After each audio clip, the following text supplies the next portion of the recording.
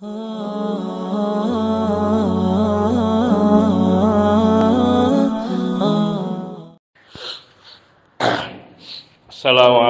warahmatullahi wabarakatuh. Alhamdulillahi wahdah wassalatu wassalamu ala man la nabiyya ba'dah wa ala alihi wa sahbihi wa mawalah amma ba'd. Akhwani fid din, azani Allah wa iyyakum jami'a wa rahimani wa rahimakum. Masih pada bab firman Allah Subhanahu wa taala surat Al-Baqarah ayat 22, fala taj'alu lillahi andadan wa antum ta'lamun. Maka janganlah kalian menjadikan tandingan-tandingan bagi Allah sementara kalian mengetahui. Al-andad yang kita insyaallah akan bahas adalah perkataan Abdullah ibn Abbas radhiyallahu ta'ala anhuma di dalam menafsirkan ayat yang mulia ini. Yakni beliau berkata, al-andad huwa asyirku. Yang dikatakan al-andad itu adalah kesyirikan. Dan beliau mengutip satu sabda dari Nabi sallallahu alaihi wasallam, namun tidak beliau sebutkan di sini secara mauquf. Beliau mengatakan, asyirku akhfa min dabibin namli ala safatin sauda fi dhulmatil laili wa huwa an taqula wallahi wa hayatika ya fulan wa hayati wa taqula laula kulaibatu hadha la atana al-lususu walaula al-battu fid dari la atal lususu wa qawlu ar-rajuli li sahibihi ma syaa Allah wa syi'ta wa qawlu ar-rajuli laula Allah wa fulan la taj'al fiha fulanan hadha kulluhu bihi syirkun. Rawahu Ibnu Abi Hatim. Yakni Ibnu Abbas radhiyallahu ta'ala anhuma, beliau menjelaskan mengenai tafsir dari firman Allah Subhanahu wa taala surah Al-Baqarah ayat 22 ini, yaitu firman Allah, fala taj'alu lillahi andadan wa antum ta'lamun, dengan sangat rinci dan jelas, yakni apa yang termasuk kategori menjadikan sekutu atau tandingan bagi Allah tabaraka wa taala. Yang pertama, beliau mengatakan huwa syirku. Hadza tafsirun bil murad. Ini tafsir yang dimaksud dengan jangan kalian menjadikan sekutu bagi Allah, jangan kalian membuat tandingan-tandingan bagi Allah. Ini adalah kesyirikan. Huwa asyirku. Anda di sini asyirku. Karena tafsir di sini ada dua penafsiran, tafsir bil murad dan tafsir bil makna. Tafsir bil murad yaitu tafsir yang dimaksudkan, yang diinginkan dengan ayat itu, yaitu yang tersirat di dalam ayat tersebut. Wa huwal maqsudu bi siyaqil jumlah, ini yang tersirat di dalam konteks kalimat, bi qat'in nadhari an mufradatiha, yaitu dengan melepaskan pandangan dari mufradatnya, dari kosakatanya. Artinya tidak melihat kepada makna kosakata tetapi makna maksud. Itu at-tafsir bil murad. Sedangkan yang kedua, tafsir bil makna, wa huwa alladhi yusamma tafsirul kalimat, yang dinamakan dengan tafsirul kalimat, yaitu menafsirkan secara kalimat-kalimat. Itu tafsir bil makna. Artinya perkata ini makna dari kalimat ini apa, makna dari kata ini apa. Sedangkan tafsir bil murad yakni maksud daripada kalimat ini apa. Ini perbedaannya. Fa indana al-an wajhani li tafsir. Maka menurut bagi kita, menurut Syekh Muhammad bin Shalih Al-Utsaimin rahimahullahu taala dalam menjelaskan pembahasan ini, kita memiliki dua sisi penafsiran. Yang pertama at-tafsirul lafzi wa huwa tafsirul kalimat, yaitu tafsir secara lafzi, yaitu tafsir kalimat. Hadza yuqalu fihi ma'nahu kadza wa kadza. Di dalam penafsiran ini kita mengatakan arti dari kata ini adalah ini dan ini. Ini tafsir bil lafzi. Makna kata ini adalah ini dan seterusnya. Sedangkan yang kedua at-tafsir bil murad, sedangkan yang dimaksud dengan yang kedua adalah tafsir yang dimaksud dari tafsir yang dimaksud atau tafsir dari makna ayat ini atau maksud dari ayat ini. Fayuqalu al-muradu bi kadza wa kadza, yang dimaksudkan dengan firman Allah Subhanahu wa taala ini adalah begini dan begitu. Wal akhir huna huwal murad, dan yang kedua inilah yang dimaksudkan dari ayat di sini atau penafsiran di sini. Maka makna fala taj'alu lillahi andada wa antum ta'lamun Ini ketika Ibnu Abbas menafsirkannya yaitu dengan penafsiran yang dimaksud atau tafsiril murad dan bukan tafsirul lafzi. Ibnu Abbas maknanya tidak menjelaskan makna kata per kata dari firman Allah di atas, namun beliau memaknai yaitu menjelaskan maksud daripada ayat tersebut, yaitu huwa al-isyraku, yang maknanya al-andad. Kata al-andad bukan diartikan oleh beliau sebagai al-ashab atau an-nadhair, akan tapi beliau katakan asyirku, huwa syirku. Inilah yang dimaksudkan dengan tafsir bil murad. Wa idza qulna al-andad al-ashbah wan nudara fa huwa tafsirun bil makna. Kalau diartikan al-andad di sini artinya adalah al-ashbah, yaitu yang menyerupai, yang setara, yang sebanding sama dengan an-nudara, maka ini artinya adalah tafsir bil makna, yaitu menafsirkan makna dari kata-kata yang tersebut di dalam firman Allah Subhanahu wa taala tersebut. Wa idza qulna al-andad asyuraka aw syirku fa huwa tafsirun bil murad. Adapun bila kita katakan tafsir dari al-andad di sini adalah asyuraka atau asyirku, maka inilah yang dimaksudkan dengan tafsir bil murad, yaitu makna menjelasan dari maksud ayat tersebut. Yaqulu radhiyallahu taala anhuma, yakni Ibnu Abbas radhiyallahu taala anhuma, beliau mengatakan al-andad huwa syirku. Yang dimaksudkan dengan fala taj'alu lillahi andadan, al-andad di sini adalah asyirku. Idzan, jadi an-niddu itu kata tunggal dari al-andad, itu asyarik al-musyarik lillah subhanahu wa ta'ala. Al-musyarik lillah subhanahu wa ta'ala, yakni yang bersekutu dengan Allah subhanahu wa ta'ala. Itu makna an-niddu asyariku. Fima yakhtasu bihi, yakni bersekutu pada Allah subhanahu wa ta'ala, bersesuaian pada Allah subhanahu wa ta'ala pada hal-hal yang harusnya menjadi kekhususan bagi Allah subhanahu wa ta'ala semata. Maka bila ada hal-hal yang menjadi kekhususan bagi Allah Subhanahu wa taala kemudian dinisbatkan kepada atau disifatkan pada sesuatu atau seseorang selain Allah, maka ia telah mempersekutukan hal tersebut dengan Allah Azza wa Jalla pada perkara yang menjadi kekhususan bagi Allah Subhanahu wa taala. Seperti keris yang diyakini bisa menjaga keselamatannya, atau keris yang bisa menaklukkan kaum wanita, atau keris yang bisa mengobati penyakit, ataupun cincin, ataupun gelang, ataupun segala sesuatu, maka ini namanya menempatkan, mensifati sesuatu yang menimpa sesuatu yang menjadi sifat khusus bagi Allah Subhanahu wa taala pada selain Allah Subhanahu wa taala, maka maknanya menyekutukan Allah dengan keris, dengan cincin, dengan batu dan dengan sebagainya.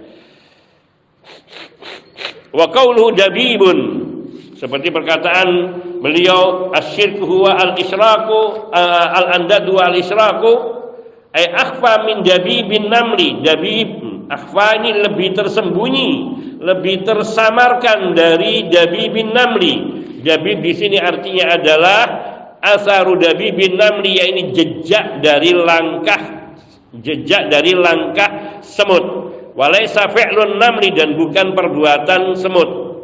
Ini kalau penjelasan beliau di sini maka menunjukkan jejak langkah semut lebih samar lagi. Jadi artinya kesyirikan itu sangat samar, sangat tersembunyi sekali bagi umat ini. Karena di sini Abdullah bin Abbas, yaitu seperti beliau tangkap, beliau ambil dari sabda Nabi, asyirku fi ummati, kalau sabda Nabi asyirku fi ummati akhfa min dabibin namli. Kalau perkataan Abdullah bin Abbas, al-isyraku al-andadu al-isyraku akhfa min dabibin namli, akhfa min dabibin namli ala safatin saudaa fi dhulmatil laili. Dabibun namli yaitu jejak langkah semut, ala safatin yaitu ala sakhratin malsa, di atas batu karang yang licin. Yang licin itu maknanya sangat sulit sekali kalau ada semut menginjak itu, jejak langkahnya samar sekali.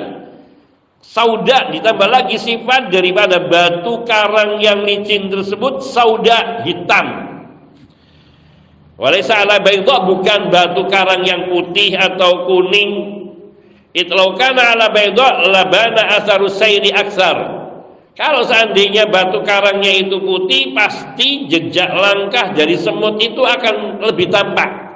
Padahal itu saja sudah sulit. Seandainya batu karangnya pun putih, jejak bekas langkah daripada semut itu sudah sulit, apalagi kalau hitam, maka lebih sulit lagi. Ditambah lagi, yakni fi dzulmatil lail wa huwa ablaq ma yakunu fil khafa, untuk menunjukkan betapa sangat tersembunyi dan samarnya kesyirikan yang menimpa pada umat ini, yakni fi dzulmatil lail, di kegelapan malam. Bayangkan, Abdullah ibn Abbas mengutip dari sabda Nabi Shallallahu Alaihi Wasallam secara makna, beliau mengatakan bahwa kesyirikan yang terjadi, kesyirikan yang dimaksudkan dengan ayat ini, al-andad yang dimaksudkan dengan ayat ini adalah kesyirikan yang tersembunyi, yang lebih lembut daripada bekas jejak langkah seekor semut yang berjalan di atas batu karang yang licin dan hitam di kegelapan malam. La ilaha illallah Muhammadur Rasulullah. Bagaimana kita bisa melihat kesyirikan itu sangat lembut, sangat halus sekali. Wa idza kana syirku fi qulubi bani Adam akhfa min hadza fa nasallallahu yu'inana 'ala takhallus minhu. Kalau kesyirikan yang sering terjadi di dalam hati anak Adam, di dalam hati kaum manusia, dikatakan lebih tersembunyi, lebih samar daripada jejak langkah semut yang berjalan di atas batu karang yang licin lagi hitam di kegelapan malam, maka tentu kita tidak akan bisa membedakan sama sekali yang syirik dengan tidak syirik. Oleh karena itu kita nas'alullah, kita memohon kepada Allah selalu ayyu'ina, agar Allah Subhanahu wa taala menolong kita ala takhallus minhu, untuk bisa terlepaskan dari segala bentuk kesyirikan ini. Walihada qala ba'du salaf, oleh karena itu sebagian ulama salaf sampai mengatakan ma'alajtu nafsi mu'alajataha 'ala al-ikhlas. Aku tidak ada suatu hal yang di dalam diriku yang aku atasi yang melebihi sulitnya dari mengatasi diriku untuk selalu ikhlas. Artinya perbuatan yang paling berat, perbuatan yang paling sulit bagi beliau, bagi para salaf itu, padahal mereka orang-orang yang terbaik, adalah mengatasi diri untuk selalu ikhlas dalam semua amal perbuatan. Bukan mustahil, bukan sesuatu yang tidak bisa, namun sesuatu yang sangat butuh perjuangan, yaitu bersifat ikhlas. Karena ikhlas ini bagian daripada tauhid. Wa yurwa 'anil Nabi sallallahu alaihi wasallam annahu lamma qala mithla hadza qila lahu. Diriwayatkan dari Nabi Shallallahu Alaihi Wasallam ketika beliau mengatakan seperti yang dikatakan oleh Abdullah bin Abbas ini. Beliau mengatakan, asyirku fi ummati akhfa min dabibin namli ala sakhratin ala safatin sauda fi lailatin dolma. Dalam riwayat Nabi, fi lailatin dolma. Syirikan yang terjadi di tengah umatku akhfa min dabibin namli, lebih tersembunyi dari jejak langkah kaki semut yang berjalan di atas batu karang hitam di malam yang sangat gelap, fi lailatin dolma. Ini ketika ditanya hal ini, Nabi SAW ditanya, kaifa natakhallas minhu, bagaimana kita bisa terbebaskan dari kesyirikan yang selembut itu ya Rasulullah Sallallahu Alaihi Wasallam? Karena tidak mungkin kita bisa melihat dengan mata yang terbelalak, kita akan sulit melihat jejak langkah kaki semut di malam yang gelap di atas batu karang yang hitam. Maka Nabi Sallallahu Alaihi Wasallam beliau bersabda, Qulu qulu Allahumma inna na'udzubika min an nusyrika bika syai'an na'lamuh wa nastaghfiruka lima la na'lamuh. Ucapkanlah oleh kalian, bacalah oleh kalian doa ini. Allahumma inna na'udzubika min an nusyrika bika syai'an na'lamuh. Ya Allah, sungguhnya kami memohon perlindungan kepadamu dari menyekutukanmu dengan sesuatu yang kami mengetahuinya, menyadarinya. Wa nastaghfiruka lima la na'lamu, dan kami memohon ampunan kepadamu dari dosa-dosa syirik yang kami lakukan dalam keadaan kami tidak tahu. Jadi kita berlindung dua hal. Kita memohon kepada Allah dua hal. Perlindungan dari melakukan kesyirikan dalam keadaan sadar, tahu, oh ini syirik, tapi jangan dilakukan. Ini satu. Yang kedua, kita meminta ampun kepada Allah Subhanahu wa taala dari perbuatan syirik yang kita lakukan di luar pengetahuan atau di luar kesadaran kita, di luar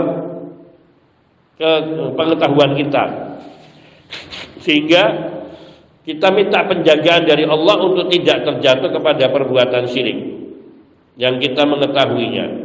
Yang kedua, kita mohon ampun selalu kepada Allah Subhanahu wa taala dari kesyirikan-kesyirikan yang kita tidak bisa mendeteksinya atau yang kita tidak mengetahuinya. Nah, hadis riwayat Imam Ahmad, Imam At-Tabarani, Ibnu Abi Syaibah, dan selain mereka dari hadisnya Abu Musa Al-Asy'ari radhiyallahu ta'ala anhu, dan hadis ini dihasankan oleh Syekh Al-Albani rahimahullahu taala di dalam Shahihut Targhib wa Tarhib.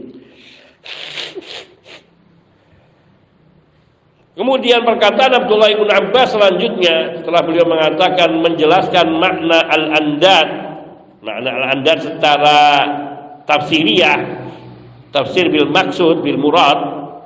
Kemudian beliau mengatakan, yakni makna al-andad itu adalah asyirku huwa akhfa min dabibin namli ala huwa asyirku akhfa min dabibin namli ala safatin sauda fi lailatin dalma atau fi lulmatil laili. Kemudian beliau mengatakan termasuk, kemudian Abdullah ibn Abbas radhiyallahu ta'ala anhuma memberikan contoh-contoh dari kesyirikan-kesyirikan yang dimaksudkan oleh firman Allah Subhanahu wa taala, yaitu perkataan syirik samar yang seperti ini. Antaranya beliau katakan wallahi wa hayatik. Beliau berikan contoh, yaitu orang yang bersumpah dengan nama Allah dan dengan kehidupanmu. Wallahi wa hayatika, demi Allah dan demi hidupmu. Fiha naw'ani minasyirki, di dalam perkataan wallahi wa hayatika terkandung dua kesyirikan, dua jenis kesyirikan. Yang pertama, bersumpah dengan selain Allah, maka itu adalah syirik, yaitu bersumpah dengan kehidupan manusia. Yang kedua, isyraku ma'allah biqauli wallahi wa hayati. Kesyirikan yang kedua yang dilakukannya yaitu ia mempersekutukan Allah dengan hidupmu, dengan perkataan wa hayatika, wallahi demi Allah dan demi hidupmu. Artinya dia mensejajarkan. Jadi dua kesyirikan. Kesyirikan yang pertama bersumpah dengan selain Allah, yaitu mengatakan wa hayatika, dan kesyirikan yang kedua mempersekutukan Allah dengan kehidupan. Wallahi wa hayatika, demi Allah dan demi hidupmu. Fadhammaha ila Allah bil wawil muqtadiyah litaswiya fiha nau'un minasyirki. Karena menghubungkan antara wallahi dengan wa hayatika dengan wawu, wa itu artinya dan itu menunjukkan arti al-muqtadiyah litaswiyah, yaitu satu kata penghubung yang menunjukkan kesamaan derajat antara yang dihubungkan dengan yang menghubungkan. Yang dihubungkan Allah, yang dihubungkan Allah dan yang hendak dihubungkan itu adalah hayat, kehidupan. Dan mengatakan demi Allah dan demi hidupmu, demi Allah dan demi hidupmu, maka kata-kata dan ini menunjukkan hidupmu sama dengan Allah, karena derajakan dengan huruf waw. Seperti perkataan Abdullah ibn Abbas nanti di akhir yang mengatakan Masya Allah wa syi'ta, itu menggunakan huruf waw. Yang ini juga menyekutukan Allah, karena perkataan dengan wa itu menunjukkan penyamaan. Wal qasamu bi ghairillah ini i'taqadal halim anna al-muqassam bihi man bi manzilatillahi fil 'azama fa huwa syirkun akbar wa illa fa huwa syirkun asghar. Sedangkan orang bersumpah dengan selain Allah, apabila ia ketika bersumpah itu ia meyakini bahwa yang disumpahi, yang digunakan untuk bersumpah itu kedudukannya sama dengan Allah dalam keagungan, maka ini syirik akbar. Wa illa fa huwa syirkun asghar, namun bila tidak memaksudkan demikian maka termasuk syirkun asghar. Contohnya, seseorang mengucapkan demi Allah, demi Rasulullah. Ini yang sering, wallahi wa rasulillah, demi Allah, demi Rasulullah sallallahu alaihi wasallam. Ini adalah syirik, bisa kecil bisa besar. Ketika dia meyakini bahwa Rasulullah memiliki keagungan yang sederajat dengan Allah di dalam yakni kesaksiannya, dalam sumpahnya, maka dia syirik akbar. Adapun bila dia meyakini bahwa ini hanya ucapan saja, demi Allah, demi Rasulullah, maka dia syirik kecil. Tapi keduanya syirik, karena bersumpah dengan selain nama Allah adalah syirkun. Man halafa bi ghairi ismillah faqad asyraka. Barang siapa yang bersumpah dengan selain nama Allah, maka sungguh ia telah dipandang sebagai orang yang menyekutukan Allah.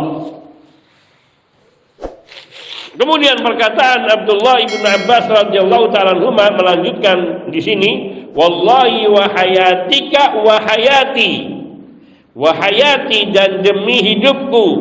Di sini juga fihi halafun bi ghairillah. Ini di sini bersumpah dengan selain nama Allah, dan ini adalah kesyirikan. Meskipun mungkin masih kesyirikan kecil, tapi berpotensi untuk menjadikannya syirik akbar. Ketika seorang bersumpah dan kemudian sumpahnya ini menjadi sebuah kebenaran, artinya dia mengatakan bahwa aku bersumpah dengan seluruh hidupku. Nah, ini menunjukkan kesungguhannya, dan dia menjadikan kehidupannya itu sebagai sumpahnya, maka dia telah berbuat syirik. Telah berbuat syirik. Dari syirik kecil sampai bisa menjatuhkan kepada syirik akbar. Ini jenis pertama kesyirikan, pertama dan kedua, yaitu bersumpah dengan Allah dan dengan kehidupan seseorang. Wallahi wa hayatika, demi Allah dan demi hidupmu, ini syirik.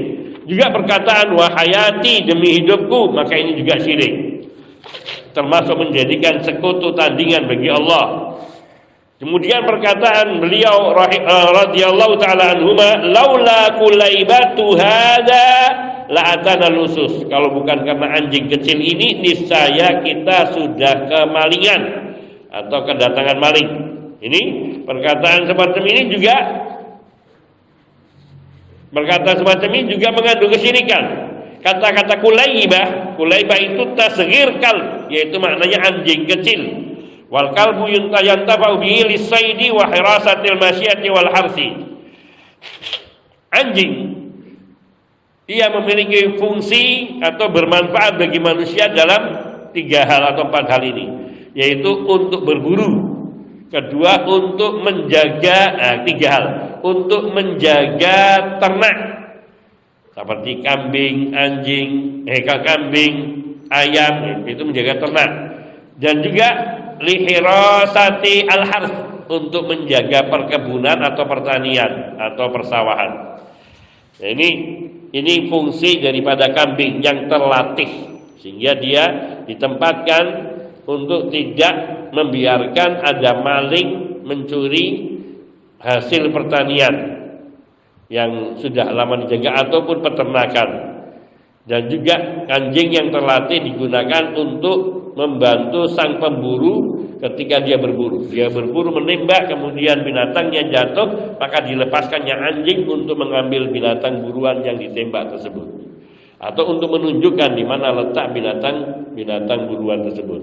Atau binatang itu dilepas, anjing itu dilepaskan untuk menyerang binatang yang diinginkan, kemudian untuk dibawa kepada tuannya. Hadza wallahu taala alam. Ini kulay kalbun. Lah kulaibah artinya anjing kecil.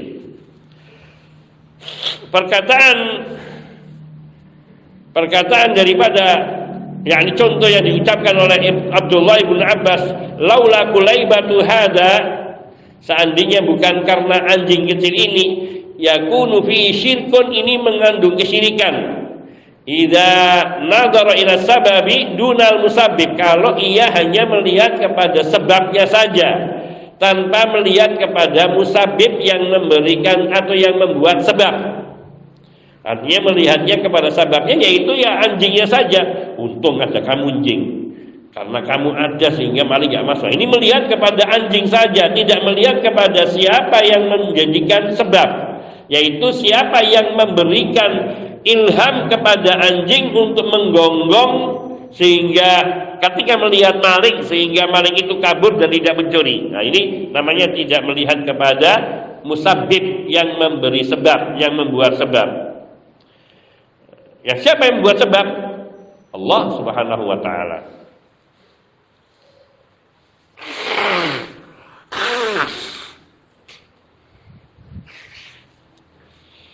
Ini namanya kalau melihat hanya kepada sebab, maka ini syirik.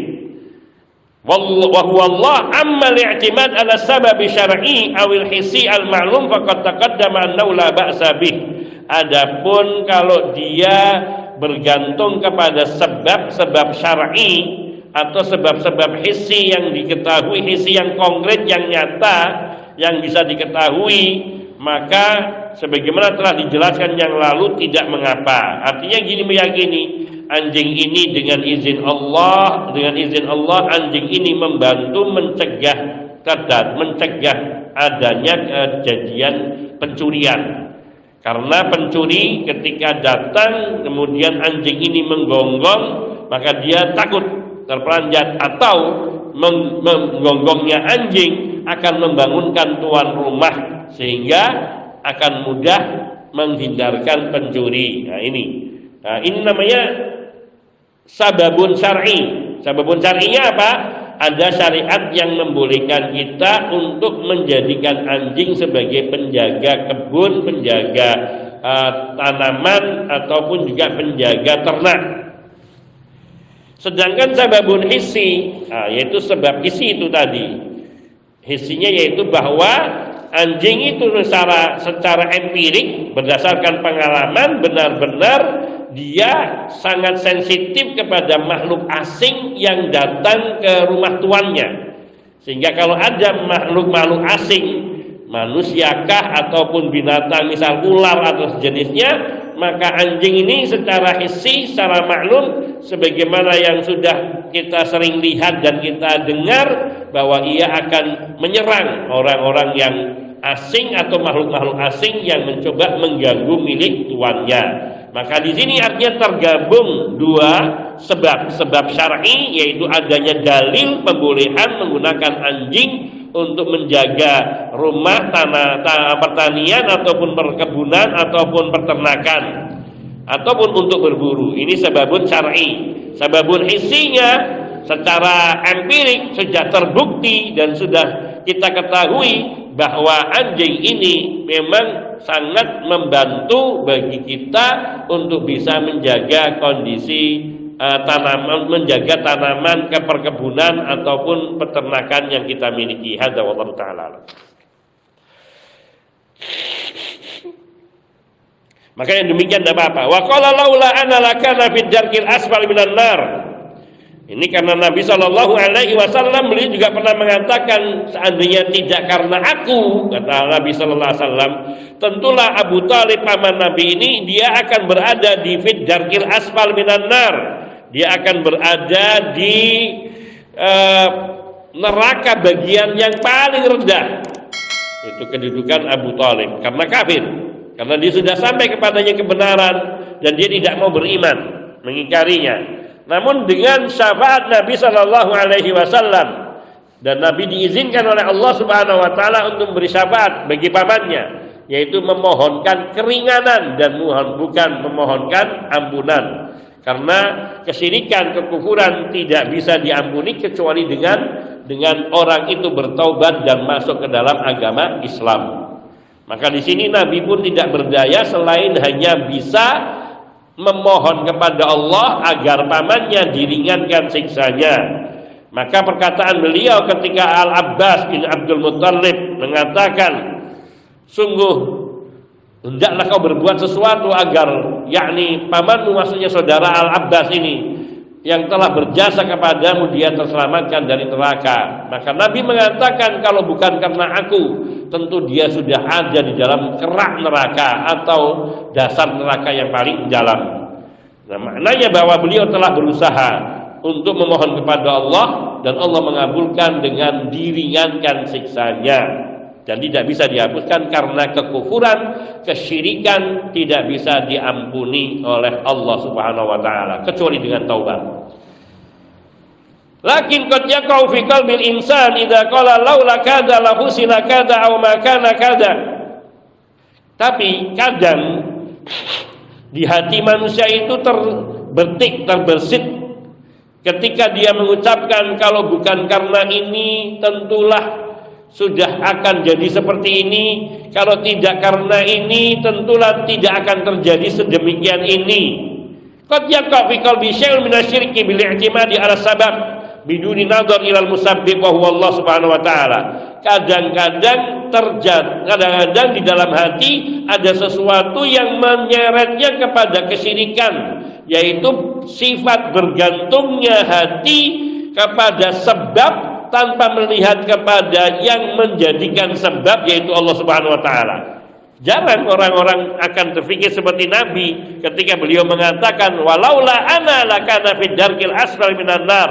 Ini sulit bagi orang, tidak mudah bagi setiap orang untuk bisa mengkondisikan hatinya ketika mengucapkan sekiranya bukan dia ini melihatnya kepada Allah. Jarang. Oleh karena itu, perkataan Abdullah ibn Abbas ini yaitu untuk memerhatikan, mewanti-wanti bagi kita jangan sampai menggunakan kalimat ini.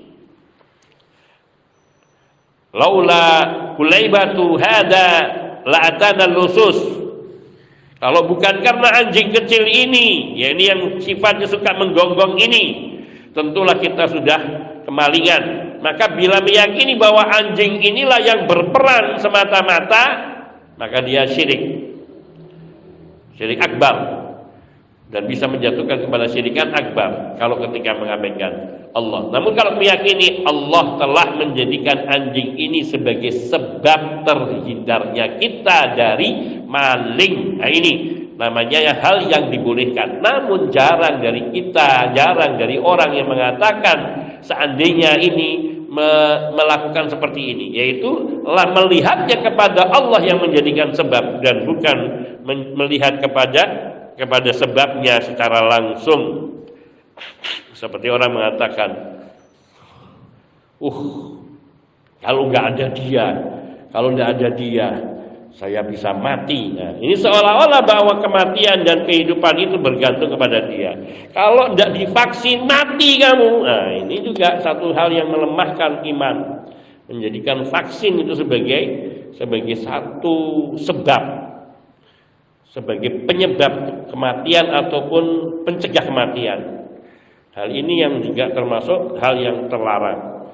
Maka kalau mau melakukan vaksin, meyakini bahwa ini hanya sebab yang menjadi sebab yang mudah-mudahan Allah memberikan, yakni penjagaan, perlindungan dari kematian dan dari penyakit COVID misalnya seperti itu, atau dari penyakit lainnya. Namun bukan vaksinnya itu sendiri. Dan juga obat-obatan yang lain. Saya kalau tidak minum obat ini saya nggak bisa sembuh.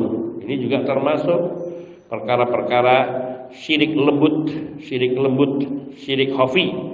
Syirik khafi itu bisa syirik, bisa besar, bisa kecil, tergantung dari kondisi hati orang ketika meyakininya. Dan perkataan beliau contoh lain lagi selain Kulaibah, beliau mengatakan laulal battu fid dari la'atan lusus, kalau bukan karena al-battu yaitu ta'irun ma'rufun wa idza dakhala al-lusu al-bait wa fi battun fa innahu yasrah fa yantabi ahlul bait thumma yatajannabuhu lusus. Al-batu di sini itik. Kalau bukan karena itik atau entok, ini tentu rumah kita ini sudah akan didatangi maling. Laulal batu fidjar, kalau di rumah kita ini nggak ada itik, ini maling pasti sudah datang. Perkataan ini perkataan yang sangat dohir, menunjukkan kesyirikan. Dari mulai syirik kecil sampai syirik besar, yaitu menisbatkan keselamatan rumah dari pencurian kepada itik atau entok. Nah, ini kesyirikannya di situ. Menganggap bahwa yang menjaga rumah kita atau rumah seseorang itu adalah entok atau itik tadi, dan bukan Allah Subhanahu wa taala. Di sini, maka ini yang berbahaya. Oleh karena itu dilarang. Al-batu itu ta'irun ma'ruf, yaitu jenis unggas yang sudah kita ketahui. Ya idza dakhala lisul bait, kalau ada pencuri masuk rumah, wa fihi batun, dan di dalam rumah itu ada entok atau itik, fa innahu yasrah, maka entok itu akan berbunyi, akan berteriak, wak wak wak atau sejenisnya, sehingga akan membangunkan penghuni rumah atau pemilik rumah, sehingga maling pun akan langsung menjauh. Nah, di sini maksudnya. Maka bila dia meyakini bahwa Allah menjadikan itik sebagai sarana untuk bisa menjaga rumah dalam pengertian membangunkan kita dan menakuti maling, namun sungguhnya yang menjaganya adalah Allah, maka tidak mengapa. Namun kalau dia meyakini bahwa itik inilah yang berperan mutlak, maka dia telah melakukan kesyirikan, karena yang menjaga seluruh yang ada di alam semesta ini hanya Allah Subhanahu wa taala.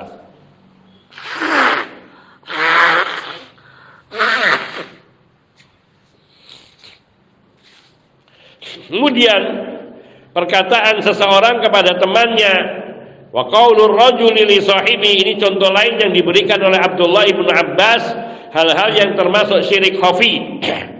Perkataan seseorang kepada temannya, Masya Allah wa syi'ta, apa yang Allah kehendaki, apa yang menjadi kehendak Allah, dan apa yang menjadi kehendakmu. Masya Allah wa syi'ta, ini adalah syirkun, wa fihi syirkun, artinya mengandung kesyirikan. Li'annahu syirkun syarraka ghairallah ma'allahi bilwawi, karena ia menyertakan selain Allah dengan menggunakan huruf wawu, menyertakan selain Allah dengan menggunakan huruf wawu, dan yang berarti dan. Masya Allah wa syi'ta, Masya Allah, apa yang Allah kehendaki, wa syi'ta, dan apa yang menjadi kehendakmu, dan apa yang engkau kehendaki. Dan kata-kata dan ini menyebabkan orang itu menyekutukan Allah dengan manusia. Fa ini i'taqada annahu yusawi Allah fi tadbiri wal masyiyah wa huwa syirkun akbar. Masya Allah wa syi'ta. Kalau dia maksudkan bahwa kalau dia meyakini bahwa yusawillahu fit tadbiri wal masyiyah, bahwa yang dia serupakan dengan Allah ini dalam pengaturan dan dalam kehendak. Maksudnya ini terjadi dengan kehendak Allah. Masya Allah, ini terjadi dengan kehendak Allah. Wasyita, dan juga karena kehendakmu. Artinya kita nggak bisa melakukan ini kalau tidak dengan kehendakmu dan kehendak Allah. Ini kesyirikan. Karena apa?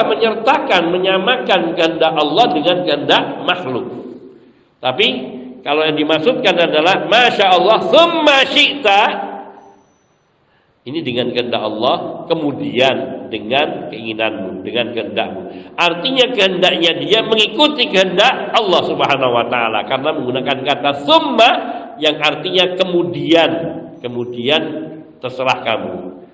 Artinya kalau kamu berkehendak kita akan jalankan, kalau tidak ya kami tidak. Tapi semua kehendak ada pada kehendak Allah Azza wa Jalla. Nah, ini namanya menjadikan kehendak yang tertinggi pada Allah. Di sini ada summa, itu menghilangkan keserupaan, kesamaan. Nah, jadi perkataan summa saja mengandung kesyirikan. Bahkan kalau sampai menganggap bahwa ia berperan atau memiliki kehendak yang serupa dengan kehendak Allah, maka ini syirik akbar. Wa illam ya'taqid dzalika wa i'taqada anna Allah Subhanahu wa taala fawqa kulli syai' fa huwa syirkun asghar. Namun kalau dia tidak meyakini itu, tidak meyakini bahwa Allah dengan dia sama, dengan orang itu sama, namun dia meyakini bahwa sesungguhnya Allah Subhanahu wa taala di atas segala sesuatu, maka mengucapkan perkataan Masya Allah wa syi'ta itu syirik asghar. Meskipun maksud hatinya adalah hanya Allah yang maha besar, namun ketika mengucapkan Masya Allah wa syi'ta, ini sudah syirik kecil, sudah syirik. Kalau dia meyakini dia sama dengan Allah dalam kehendak dan kuasaan, maka syirik akbar, syirik besar, dan itu sudah mengeluarkan seseorang dari Islamnya. Jadi kalau syirik akbar itu pelakunya keluar dari Islam, dia kafir.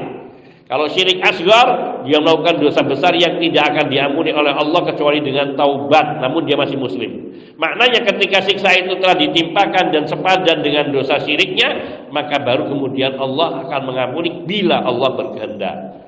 Karena Allah Tabaraka wa Ta'ala mengatakan tentang syirik, innallaha la yaghfiru ayyushraka bihi wa yaghfiru ma duna dzalika liman yasha. Sungguhnya Allah tidak mengampuni dosa syirik, dan Allah mengampuni dosa di bawah dosa syirik bagi siapa yang Allah kehendaki. Ini. Wa kadzalika qauluhu, demikian pula perkataan seseorang mengatakan laulallah wa fulan. Ini contoh lain yang ditunjukkan oleh Abdullah ibnu Abbas radhiyallahu taala anhuma. Laulallah wa fulan, seandainya bukan karena Allah dan si fulan. Ini kata mengatakan pada orang lain, kalau bukan karena Allah dan si fulan. Ini mengatakan kalau bukan karena Allah dan si fulan, ini sudah syirik. Sudah syirik karena mensejajarkan. Hadza kullu bihi syirkun. Beliau tegaskan, semua yang aku sebutkan di atas itu semuanya adalah kesyirikan. Dari mulai apa? Dari mulai mengatakan wallahi wa hayatika, ini syirik. Wallahi wa hayati, ini syirik. Laula kulaibatu hadza la atana lusus, ini syirik. Laulal batu fid jari la atana lusus, ini syirik. Wa qaulur rajul li sahibi masya Allah wa syi'ta, ini syirik. Wa qaulur rajul li sadiqi laulallah wa fulan, ini juga syirik. Kulluhu bihi syirkun, hadza kulluhu bihi syirkun. Semua yang disebut di atas semuanya mengandung kesyirikan, semuanya menjatuhkan kepada perbuatan syirik. Yang mengatakan siapa? Abdullah ibnu Abbas radhiyallahu taala anhu. Jadi bukan perkataan penceramah, tapi perkataan Abdullah ibnu Abbas, ahlu tafsir. Beliau dikatakan sebagai ahlu tafsir di kalangan para sahabat radhiyallahu taala anhum ajmain.